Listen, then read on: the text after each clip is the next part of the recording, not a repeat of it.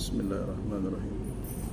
Assalamualaikum warahmatullahi wabarakatuh.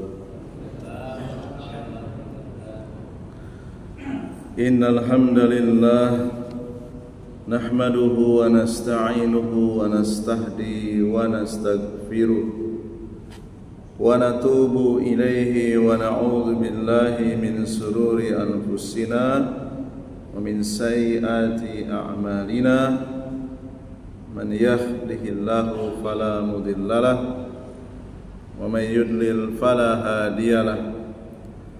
Ashhadu an la ilaha illallah wahdahu la syarikalah wa ashhadu anna Muhammadan abduhu wa rasuluh.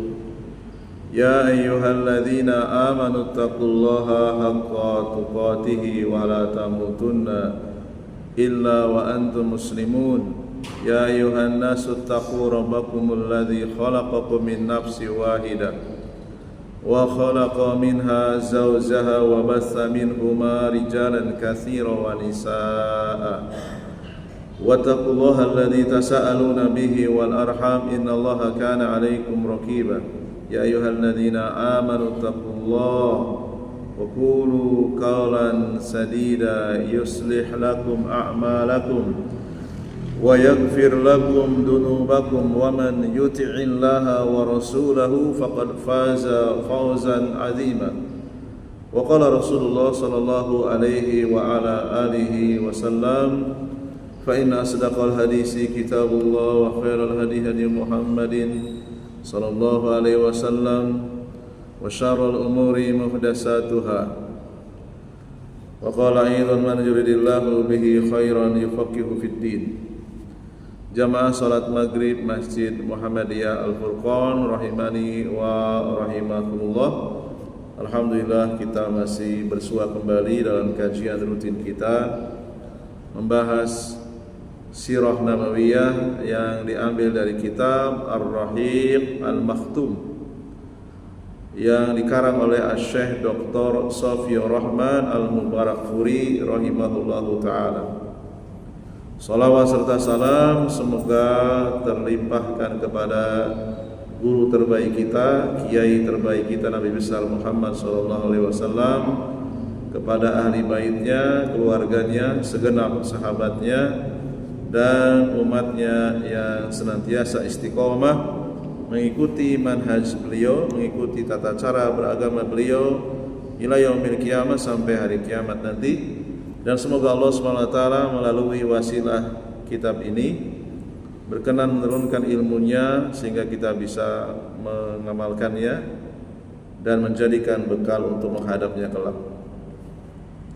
Jamaah sekalian rahimani wa rahimakumullah, kita lanjutkan kembali bacaan kitab Ar-Rahiq Al-Makhtum, yaitu dengan subjudul Hiruk Pikuk, ya, kedatangan Nabi SAW di kota Madinah.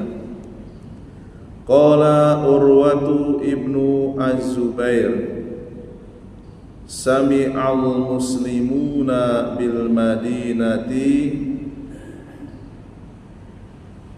bi mukhriji Rasulillah sallallahu alaihi wasallam min Makkah.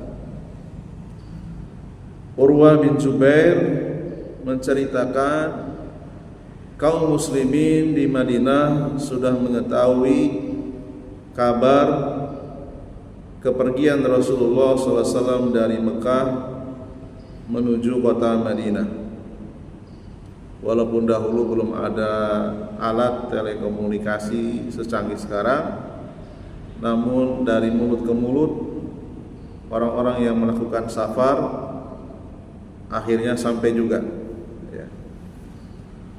Fakanu yagduna kulla godatin ilal harrati.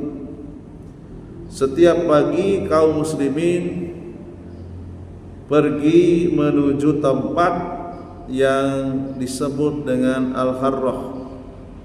Tempat tersebut ya tentunya tinggi sehingga dari jarak jauh bisa melihat ada yang datang atau tidak. fayantadirunahu hatta yaridahum hardhahirati. Mereka menunggu, setiap hari menunggu, ya, ingin bertemu dengan kekasih mereka yaitu Rasulullah sallallahu alaihi wasallam.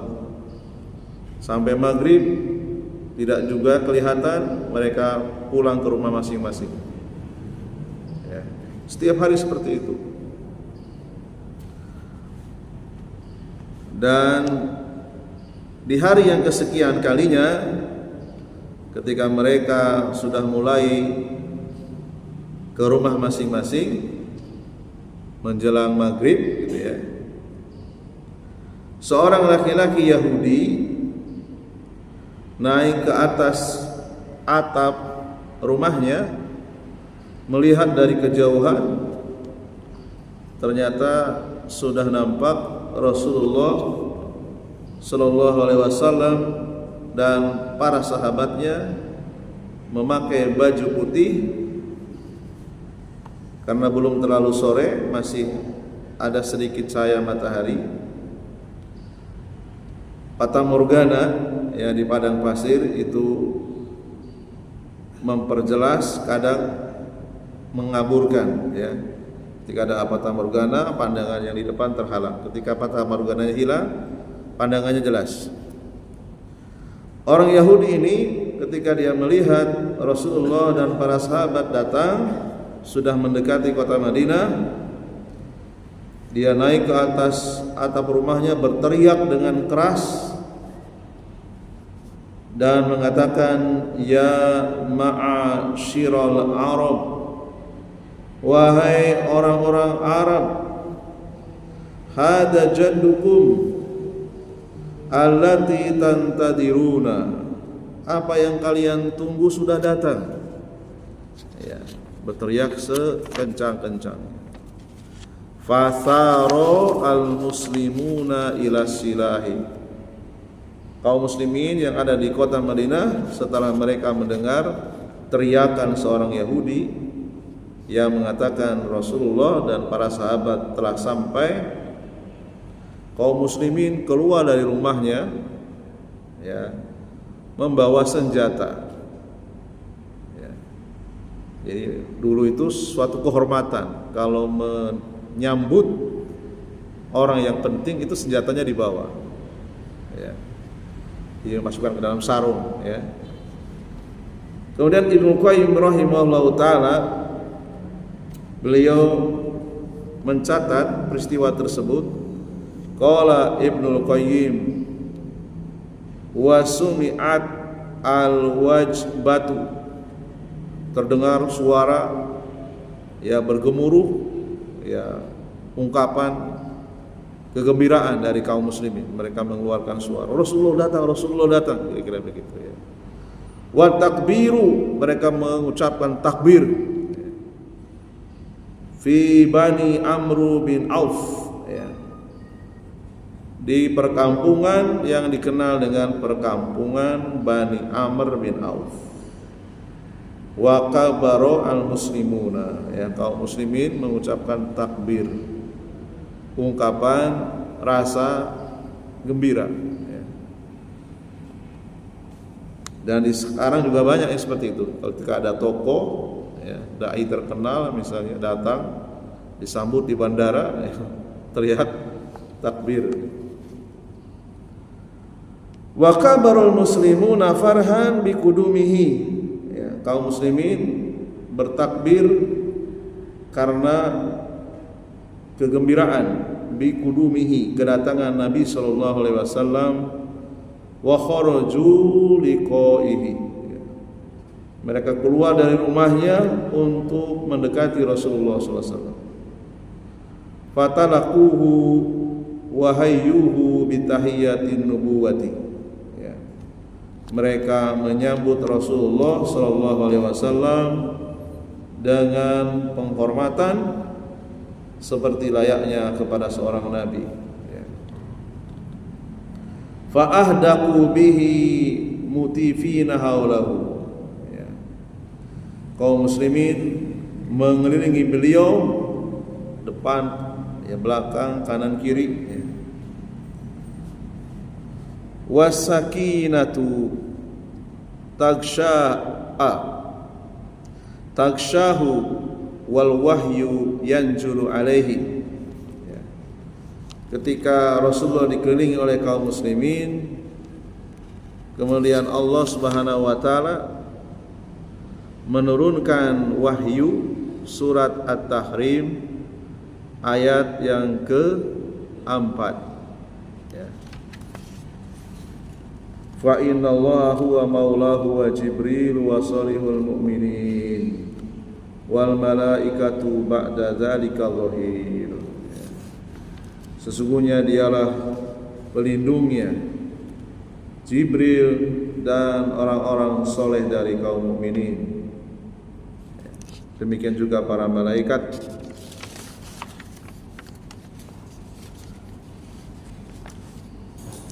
Qala Urwatu bin Zubair fatalaku Rasulullah sallallahu alaihi wasallam fa'adala bihim zatal yamini hatta nazala bihim. Urwah bin Zubair radhiyallahu anhu, beliau menceritakan kaum muslimin menemui Rasulullah sallallahu alaihi wasallam, lalu kemudian Rasulullah turun dari unta, ya, berjalan ke arah kanan hatta nazala bihim, lalu kemudian singgah fi Bani Amru ibni Auf, singgah di perkampungan Bani Amr bin Auf. Ya. Kedatangan beliau direkam oleh para ahli sejarah, yaitu pada hari Senin pada bulan Rabiul Awal.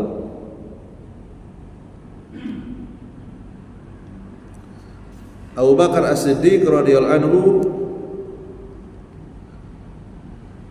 beliau menjaga Rasulullah sallallahu alaihi wasallam, memberikan, ya kalau sekarang mungkin sepatah dua patah kata, ya, memberikan kata sambutan, mengumumkan bahwa ini adalah Rasulullah, ya. Rasulullah kemudian duduk, ya, diam. Orang-orang kaum muslimin dari kalangan Ansor, karena belum pernah melihat Rasulullah sallallahu alaihi wasallam, ya, ketika Rasulullah mengucapkan salam, mereka mengira Abu Bakar itu Rasulullah, ya, mengira Abu Bakar itu Rasulullah. Lalu kemudian Abu Bakar menghadap Nabi sallallahu alaihi wasallam, memberikan penghormatan, menaungi Rasulullah sallallahu alaihi wasallam dengan pakaiannya, ya, untuk memberikan isyarat yang dimaksud dengan Rasul itu bukan saya tapi orang ini, ya. Dikasih naungan dengan pakaiannya. Maka dengan isyarat seperti itu, kaum muslimin yang ada di kota Madinah yang belum pernah melihat Rasulullah sallallahu alaihi wasallam sebelumnya, mereka baru tahu, baru sadar, oh yang dimaksud Rasulullah itu yang dilindungi dengan kainnya Abu Bakar As-Siddiq, ya. Saat itu juga seisi kota Madinah semuanya keluar dari rumahnya, ya, laki-laki maupun perempuan. Ya, benar-benar menjadi hari yang sangat istimewa, hari yang sangat bersejarah, ya, yang tidak pernah disaksikan oleh penduduk Madinah dalam sepanjang sejarah kota Madinah. Wa qad ra'a al-yahudu sadaka bisaratin habakukun nabiyyu innallaha ja'a min timani wal qudus min jibali farani. Orang-orang Yahudi ketika melihat kedatangan Nabi SAW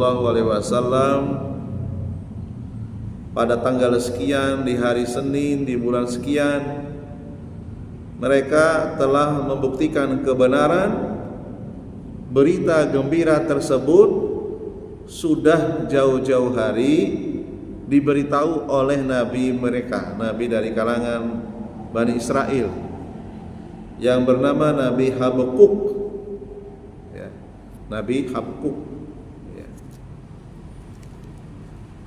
Jadi kalau Rasul itu Rasul Isa al-Masih. Sebelum Isa al-Masih, Musa alaihissalam.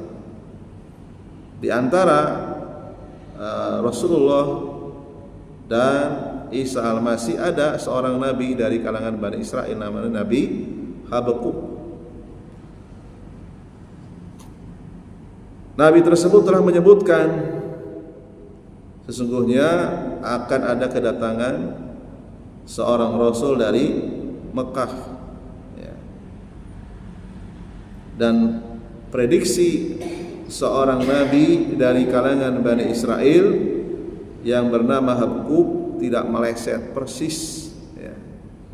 Sehingga orang-orang Yahudi yang masih memiliki keimanan mereka pun banyak yang beriman, ya, sesuai dengan yang diprediksikan oleh Nabi dari kalangan Bani Israel.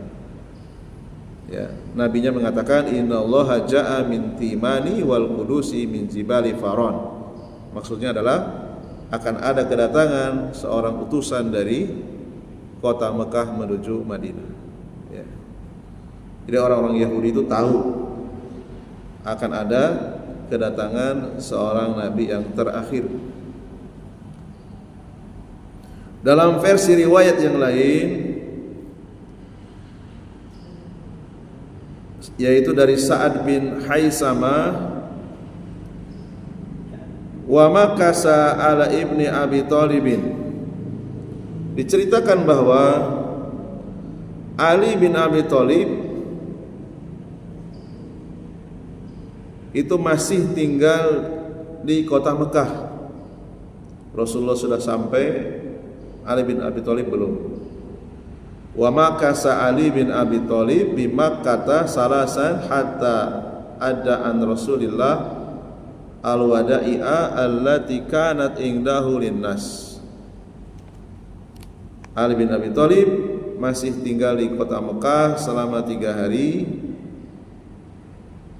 Kemudian Ali bin Abi Thalib mewakili Nabi sallallahu alaihi wasallam untuk menyerahkan titipan-titipan orang-orang yang diamanahkan kepada beliau. Summa hajara masyan ala qadamaihi hatta lahaqahuma bi Quba wa nazala ala Kulsum ibni al-Hadmi. Kemudian barulah Ali bin Abi Thalib menyusul hijrah dari Mekah ke Madinah dengan berjalan kaki. Luar biasa, ya. Berapa ratus kilometer itu jalan kaki, ya. Dulu saya pernah, ya, jalan kaki sekitar 80 kilo. Itu pecah-pecah kaki, ya, kakinya itu pecah-pecah, nggak kuat, Pak. Ya, bisa dibayangkan, ya, pasir dan bebatuan. Kemudian bertemu dengan Rasulullah di Quba, dan kemudian Ali bin Abi Thalib singgah di rumahnya Kulsum bin Al-Hadm. Rasulullah tinggal di daerah Quba selama 4 hari, dari hari Senin sampai dengan Kamis. Selama 4 hari tersebut Rasulullah SAW mendirikan masjid yang terkenal dengan Masjid Quba. Kemudian beliau mendirikan salat di dalamnya. Wa usisa masjidu Quba'i wa shalla fihi wa huwa awwalu masjidin usisa ala taqwa ba'da nubuwwati. Masjid Quba inilah masjid pertama yang didirikan di atas ketakwaan sejak kenabian. Pelajaran yang bisa kita ambil jamaah sekalian rahimani wa rahimakumullah, kita kalau mengaku ahlus sunnah wal jamaah, mengaku pengikut Nabi Muhammad SAW, lihat Rasulullah ketika membangun masjid, tanahnya dari mana? Dari wakaf kaum muslimin, bukan dari hasil maling. Sekarang ada di Pontianak ini aneh sekali, mereka mengaku ahlus sunnah wal jamaah, mengaku salafi, tapi mendirikan masjid, mendirikan ma'had, tanahnya hasil nyuri tanah yayasan saya, sampai sekarang nggak dikembalikan. Suruh tobat nggak mau, dia ngakunya salafi. Sudah saya japri, sudah saya kirim surat untuk bertobat, nggak mau ya. Jadi tanah itu mau kami urus ke BPN untuk dikeluarkan sertifikat wakaf. Sama mereka dijual, Pak. Dijual lumayan besar itu, 3,5 miliar lebih. Sampai sekarang nggak dikembalikan. Ya. Apakah betul mengaku ahlus sunnah membangun masjid dengan cara seperti itu? Tentu ini tidak sesuai dengan metode, dengan manhaj yang dicontohkan oleh Rasulullah dan para sahabat. Ya, saya belum pernah menemukan kelompok yang mengaku salafi membangun masjid dari hasil maling, kecuali di Pontianak. Di Jawa nggak ada, Pak. Mereka itu betul-betul kalau bangun masjid menggunakan tanah yang halal, bebas dari sengketa. Dan menceritakan seperti ini bukan ghibah. Kita menceritakan orang yang menzolimi kita, itu bukan ghibah. Tidak termasuk wilayah ghibah, bukan. Bahkan hukumnya mubah, bahkan terkadang wajib. Karena mereka membuka donasi sebesar-besarnya untuk membangun masjid di atas tanah yang tanahnya itu dibeli dari hasil menjual sertifikat tanah yayasan kami. Sudah saya sampaikan kepada tokoh-tokoh mereka, baik itu yang bergelar MA atau doktor, sampai sekarang nggak mau juga tobat. Ya, ini fakta real. Jadi tidak setiap orang yang mengaku salafi, tidak setiap orang yang mengaku ahlus sunnah itu dikatakan pengikut Rasul. Lihat dulu perbuatannya. Kalau perbuatannya yang menyimpang, nggak usahlah disebut mereka pengikut Rasul, karena nggak mau tobat. Ya, beda kalau mereka mau tobat. Setiap orang itu punya salah dan dosa. Sebaik-baik manusia yang melakukan salah dan dosa, bagaimana? Ya bertobat. Ya, termasuk saya juga kalau punya salah ya wajib meminta maaf, wajib mengembalikan hak yang kita ambil. Itu baru namanya sebaik-baik muslim. Ya. Kemudian kita lanjutkan, memasuki hari kelima yaitu hari Jumat, Rasulullah SAW berangkat, dan ini adalah atas perintah Allah. Beliau bersama Abu Bakar As-Siddiq membonceng di belakang, ya, dalam untanya. Kemudian beliau juga mengutus orang untuk menemui Bani An-Najjar. Bani An-Najjar ini adalah keluarga dari pihak ibu kakeknya Rasulullah, yaitu Abdul Muthalib. Jadi ibunya Abdul Muthalib itu berasal dari kota Madinah, kalau ditelusuri, ya. Sehingga ada ahli sejarah yang mengatakan boleh jadi kita menetap di satu tempat, mungkin dulunya leluhur kita itu ada yang berasal dari kota yang saat ini kita tempati. Rasulullah itu DNA-nya itu berasal dari Bani Najjar. Kemudian Abdul Muthalib hijrah ke Mekah. Ditelusuri beliau itu neneknya berasal dari Madinah. Beliau kembali lagi ke Madinah. Ya.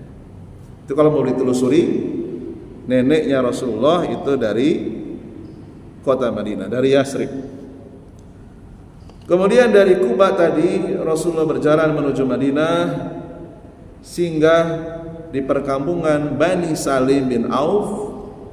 Ketika waktu masuk sholat Jumat, beliau melakukan sholat Jumat bersama kaum muslimin.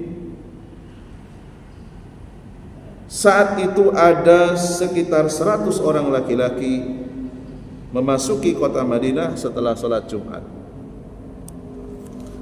Summa sara Nabiyyu sallallahu alaihi wasallam ba'dal Jum'ati hatta dakhala al-Madinata wa min dzalikal yaum sumiyat baldatu Yasrib bi Madinati Rasulih sallallahu alaihi wasallam wa yu'baru anha bil Madinati mukhtasaran wa kana yauman masyhudan agharra.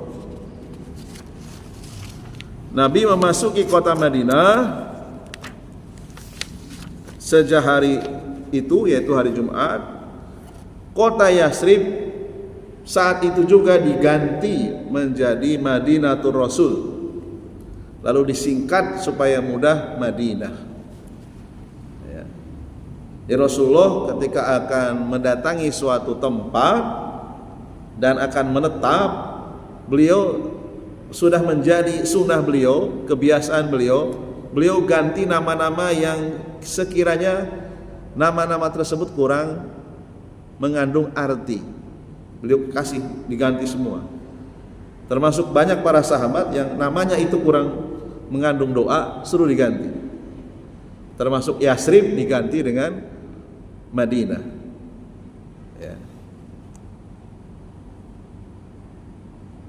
Rumah-rumah di jalan kota Madinah dipenuhi dengan suara tahmid. Demikian juga para muslimah kaum Ansor keluar dari rumah mereka menyanyikan bait-bait puisi, ya, karena gembira. Ya, mungkin kita sudah sering mendengarnya. Tola'al badru alaina min saniyatil wada. Ya, sering dinyanyikan kan? Tola'al badru alaina, bulan purnama muncul di hadapan kita. Mereka mengungkapkan Rasulullah itu seperti bulan purnama. Min saniyatil wada, dari jalan Bukit Wada. Wajib syukru alaina, wajib kita bersyukur karenanya. Mada'a lillahi da', apa yang diserukan olehnya, beliau seorang da'i ilallah, da'i untuk mengajak kepada Allah. Ayyuhal mab'us fina ji'ta bil amril mutmata, wahai orang yang diutus kepada kami, engkau telah membawa ajaran yang ditaati. Ya. Ini dinyanyikan sampai saat ini, ya, sering diputar. Tolabal badru alaina min saniyatil wada, wajaba syukru alaina mada'a lillahi da, ayyuhal mab'usu fina ji'ta bil amril mata. Ya. Ketika Rasulullah SAW melewati rumah-rumah orang-orang Madinah, mereka setiap orang berharap rumahnya disinggahi. Silakan mampir ya Rasulullah, silakan mampir ya Rasulullah, gitu ya. Kemudian Rasulullah mengambil tali untanya, mengambil perbekalannya, perlengkapannya, senjata, baju besi, ya. Kemudian beliau mengatakan kepada mereka, khallu sabilahu fa inna ma'muratun, ya. Biarkan ia lewat karena ia telah diperintahkan sesuai kehendak Allah. Jadi untanya dibiarkan, ya, berjalan menuju ke arah mana saja karena untanya itu diperintahkan sesuai dengan kehendak Allah. Untanya terus berjalan bersama Rasulullah sampai dekat dengan lokasi Masjid Nabawi yang sekarang ini. Kemudian beliau duduk sementara di situ, turun, kemudian bangkit lagi berjalan. Kemudian beliau menoleh, duduk di posisi semula, barulah beliau turun. Dan ketika turun itulah tempat kediaman Bani Nazar, ya, keluarga dari ibunya kakek beliau Abdul Muthalib.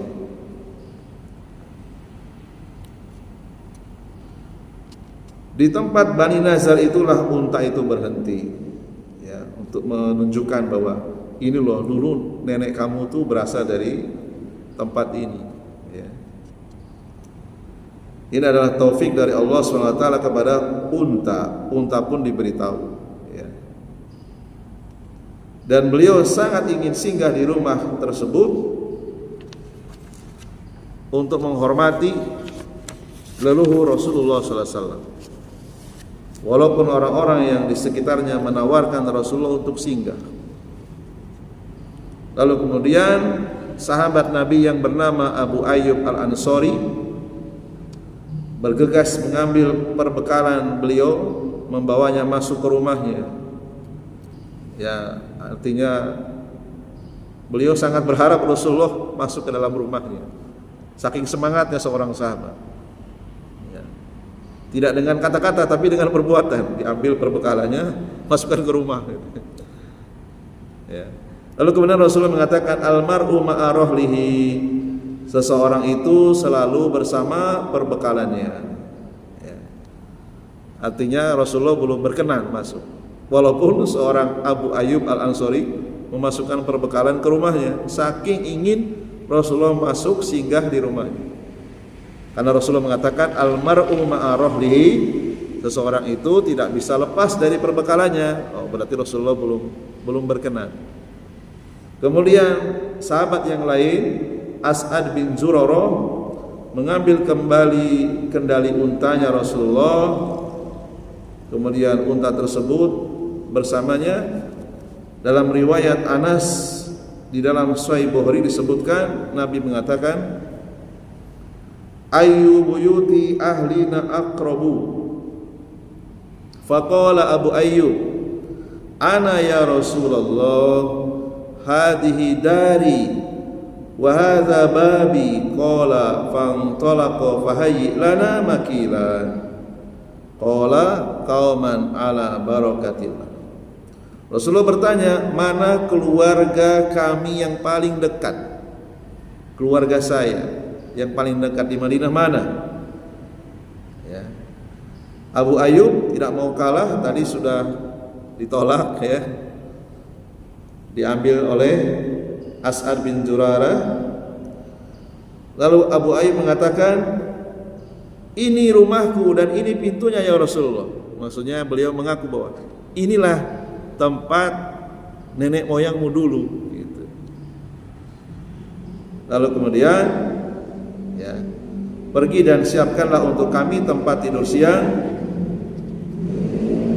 Abu Ayyub segera untuk menyiapkan, ya, tempat istirahat Rasulullah SAW.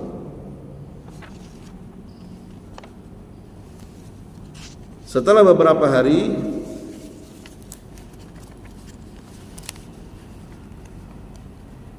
istri Rasulullah SAW yang bernama Saudah juga menyusul dari Mekah menuju Madinah, ikut hijrah semuanya.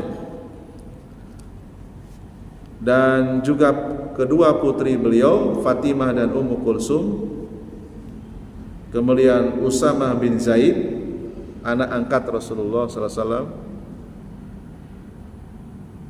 Ummu Aiman, ya. Dan juga Abdullah bin Abu Bakar, anaknya Abu Bakar, beserta keluarga Abu Bakar semuanya, termasuk Aisyah, ikut hijrah dari Mekah menuju Madinah.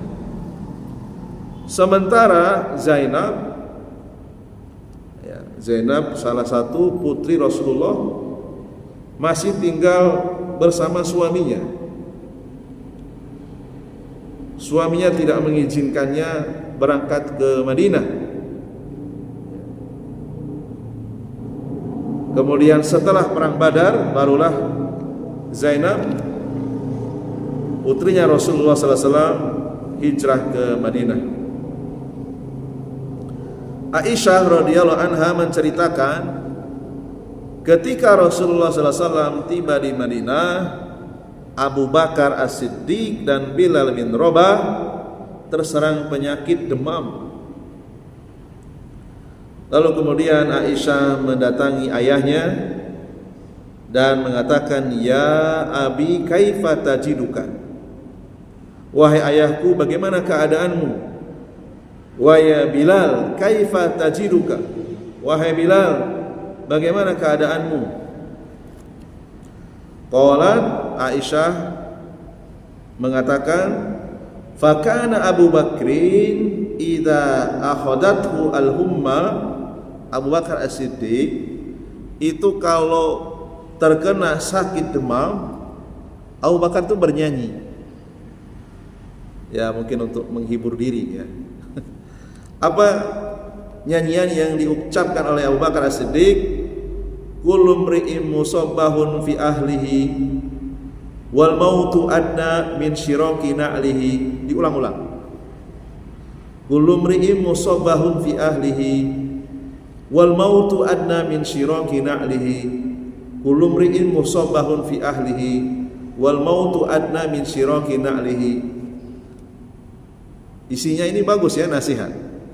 Setiap orang ketika sakit selalu berada di dekat keluarganya, sementara kematian lebih dekat daripada tali sandalnya. Ucapannya itu ya. Kalau sakit sering bernyanyi ya, Abu Bakar itu sering menghibur diri ketika sakit, bersyair, bernyanyi ya. Tapi isinya adalah nasihat, bukan nyanyi sembarangan. Demikian juga Bilal bin Rabah. Aisyah ini sering mendengar Bilal bin Rabah ketika sakit demam juga bernyanyi. Jadi para sahabat itu ya tidak ada yang aneh ya, nyanyi itu sudah menjadi budaya ya. Allalaita syi'ri hal abitanna lailatan biwadin wa hauli idkhirun wa jalilu wa hal aridan yauman miyaha majannah wa hal yabduan li sama syamatun wa tufil. Nah, ini nyanyian dari seorang Bilal bin Rabah. Ala laita syi'ri hal abtiyana laila. Andai saja aku menghabiskan satu malam biwadin, di suatu lembah, wa hauli idkhirun wa jalilu, di sekelilingku ada pohon yang harum dan orang yang dihormati. Wahal uridan yauman miyaha majannah. Semoga saja ada satu hari aku membawa air dari Mazinah, air dari pasar dekat Mekah. Wahal semoga saja yabduwan li syamatun wa tafil, ada genangan dan bayangan yang tampak bagiku. Nah, ini syair-syair yang diucapkan oleh Bilal bin Rabah, yang dinyanyikan Bilal bin Rabah radhiyallahu anhu ketika beliau sedang sakit demam ya. Jadi sangat aneh kalau ada orang yang mengharamkan nyanyian. Dua orang sahabat yang mulia bernyanyi ketika ada demam ya. Jadi nyanyian itu ada salapnya, isinya nasihat ya.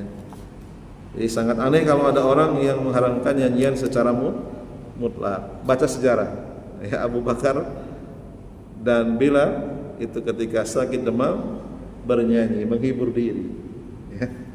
Jadi boleh ya, bernyanyi itu boleh selama isi syairnya itu mengandung kebaikan ya.